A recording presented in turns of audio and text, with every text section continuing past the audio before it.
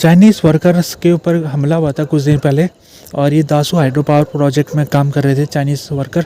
ये मनसेरा से उस वर्किंग साइड में जा रहे थे, तो बीच में इनके ऊपर एक जो जीप है उसने टक्कर मार दी इनकी बस में, जिस कारण जो जीप थी उसमें बम भरे हुए थे। तो दोनों में टक्कर होने के बाद बस में भी धमाका हो गया और बस खाई में गिर गई। तो जो 5 चाइनीज़ वर्कर थे उनकी मौत हो गई मौके पर ही, और उनके साथ जो एक पाकिस्तानी ड्राइवर थे उसकी भी मौत हो गई। बाकी जो हमलावर थे जीप में उनकी भी मौत हो गई। तो ये जो हमला था चाइना के वर्कर्स को पर्टिकुलर उनको निशाना बनाया गया था। हालांकि ये हमला किसने किया कोई क्लेम अभी तक किसी ने लिया नहीं है। जो शक जा रहा है वो टीटीपी के ऊपर जा रहा है, तहरीक तालिबान, क्योंकि जो खैबर पख्तूनख्वा इलाका जहाँ पर ये अटैक हुआ था वहाँ पर वो टीटीपी ही सबसे बड़ा ऑर्गेनाइजेशन है टेररिस्ट। लेकिन अभी टीटीपी ने इसकी कोई जिम्मेदारी नहीं ली है। ये जो अटैक था चाइनीज़ वर्कर के ऊपर जब हुआ तो इस मामले ने काफ़ी सीरियसनेस ले ली, क्योंकि जो चाइनीज़ यहाँ पर पाकिस्तान में काफ़ी ज़्यादा इस समय इन्वॉल्व है। जो सीपैक प्रोजेक्ट है जिसके तहत दासू हाइड्रो पावर प्रोजेक्ट और साथ में ग्वादर पोर्ट बन रहा है और कुछ और इम्पोर्टेंट इंफ्रास्ट्रक्चर प्रोजेक्ट पाकिस्तान में बनाए जा रहे हैं। तो उसमें जब चाइनीज़ वर्कर काम कर रहे तो उनके ऊपर हमला हो गया, तो उससे ये सीपैक के जो प्रोजेक्ट है उसके ऊपर एक सवाल चिन्ह लगता है कि क्या ये कंप्लीट हो पाएंगे, क्या पाकिस्तान चाइनीज़ की वर्कर्स की सिक्योरिटी सुरक्षित रख पाएगा क्या। तो पहली चीज़ है कि ये अटैक जब इसकी इन्वेस्टिगेशन हो रही है तो आज ये खबर पता लगी है कि जो ये वर्कर्स चाइनीज़ वर्कर जब ये अपनी बस में जा रहे थे मनसेरा से दासू हाइड्रो पावर प्रोजेक्ट की तरफ, तो ये जो इनकी बस थी वो बुलेट प्रूफ नहीं थी, ना ही ये जो बम प्रूफ जैसे कहते हैं, यानी कि इसमें बेसिक सिक्योरिटी फीचर नहीं थे इस बस में, जो कि जो रूल्स है उसके खिलाफ है। चाइनीज़ वर्कर्स के लिए पाकिस्तान ने रूल्स बना रखा है कि उनको उस गाड़ी से भेजा जाएगा जो कि बुलेट प्रूफ भी होनी चाहिए और बम प्रूफ भी होनी चाहिए, लेकिन ना तो बुलेट प्रूफ थी ना वो बम प्रूफ थी। इसमें अभी इन्वेस्टिगेशन में पता लगने के बाद जो सिक्योरिटी हेड है दासू हाइड्रो पावर प्रोजेक्ट है उनको सस्पेंड कर दिया गया है।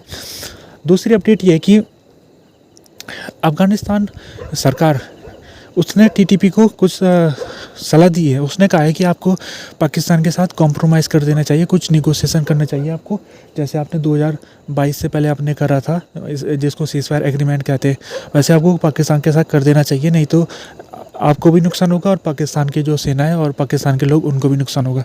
अब ये अफ़गान सरकार है उसने टीटीपी को ये सलाह क्यों दी है?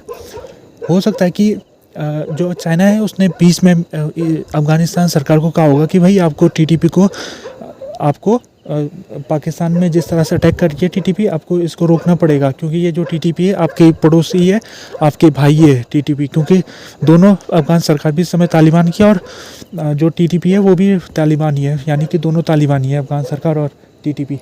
तो दोनों ही एक ही थाली के, ये डीएनए के एक ही है इनका। तो लेकिन अफ़गान सरकार बार बार ये कहती है कि हम ना तो टीटीपी को अपने देश में शरण दे रहे, ना ही हम उनको हथियार दे रहे। लेकिन पाकिस्तान सरकार कह रही है कि जो भी टीटीपी को बेसिस मिल रहे वो अफ़गानिस्तान के अंदर है। और अभी पाकिस्तान के एक कन्वाई जो था फ़ौज का उसके ऊपर हमला हुआ था जिसमें 7 फौजी मारे गए थे पाकिस्तान के। उसके बाद पाकिस्तान ने बदला लेने के लिए जो अफ़गानिस्तान बॉर्डर के अंदर उसने स्ट्राइक किया था जिसमें 6-7 लोग मारे गए। उसके बाद फिर अफ़गान पाकिस्तान बॉर्डर में फायरिंग रही, कई 2-3 दिन तक फायरिंग होती रही। तो सीधी बात है कि पाकिस्तान टीटीपी को अफ़गानिस्तान से जोड़ता है और वो कहता है कि अफ़गान सरकार के कहने पर ही है, और अफ़गानिस्तान सरकार के शरण देने के बाद ही टीटीपी इतना हिम्मत होती है कि वो पाकिस्तान को निशाना बनाती है। तो फिलहाल ये जो पर्टिकुलर ये इंसिडेंट है चाइनीज़ वर्कर्स के ऊपर जो हुआ है उसको लेके अभी पाकिस्तान जो प्राइम मिनिस्टर है उन्होंने चाइना को दिलासा दिलाया और कहा है कि ये जो प्रोजेक्ट है वो आगे भी कंटिन्यू रहेगा। और चाइना ने भी उनको इस बात में सहमति दर्ज कराई है और कहा कि हम भी इसमें अभी कंटिन्यू रखना चाहते हैं प्रोजेक्ट। लेकिन चाइना ने ये कहा है कि आपको सिक्योरिटी बढ़ानी पड़ेगी, हमारे जो वर्कर्स हैं उनकी सिक्योरिटी बढ़ानी पड़ेगी। और पाकिस्तान के जो फॉरेन मिनिस्ट्री है उसने साफ साफ कह दिया कि जो अटैक जिसने भी किया है वो चाइना और पाकिस्तान की दोस्ती के खिलाफ है। अब वो सिग्नल वो किसको दे रहे हैं ये अभी कुछ उन्होंने कहा नहीं है, लेकिन उन्होंने इसको इंडिया से भी जोड़ के देख रहे हो, क्योंकि वैसे तो इंडिया का इस मामले में कोई रोल नहीं होगा, लेकिन पाकिस्तान क्योंकि इंडिया का दुश्मन है तो वो इंडिया को हर बार घसीट लेता है, तो इंडिया को भी वो इस मामले में भी घसीटेगा। तो फिलहाल ये जो मामला है उसको देखते हुए जो मुल्क भर पाकिस्तान में चाइनीज जो पर्सनल है उनकी सिक्योरिटी को बढ़ा दी गया है। और पाकिस्तान में 2024 अभी तक 4 महीने जितने बीते उसमें बहुत ज़्यादा अटैक हुए खैबर पख्तूनख्वा और बलूचिस्तान के इलाके में। दोनों ही एरिया ऐसे हैं जो कि इस समय सीपेक के तहत काम हो रहा है उनमें बहुत ज़्यादा, चाहे वो खैबर पख्तूनख्वा का इलाका हो या बलूचिस्तान का ग्वादर वाला इलाका हो। और दोनों ही इलाके इस समय बहुत ज़्यादा डिस्टेबलाइज है। खैबर पख्तूनख्वा में तो टीटीपी वहाँ पर अटैक कर रही है, और जो बलूचिस्तान है वहाँ पर बीएलए जो बलूचिस्तान लिबरेशन आर्मी, और इसके अलावा एक और 2 ग्रुप और है जो कि पाकिस्तान को नुकसान पहुँचा रही है, पाकिस्तान के सिपाहियों के ऊपर अटैक कर रही है। तो ये एक चुनौती पाकिस्तान के लिए आने वाले समय में कि किस प्रकार से ये जो बिगड़ती हुई स्थिति है उसको किस प्रकार से स्टेबल किया जाए यहाँ पर, नहीं तो पाकिस्तान के लिए बहुत ज़्यादा दिक्कतें हो सकती है।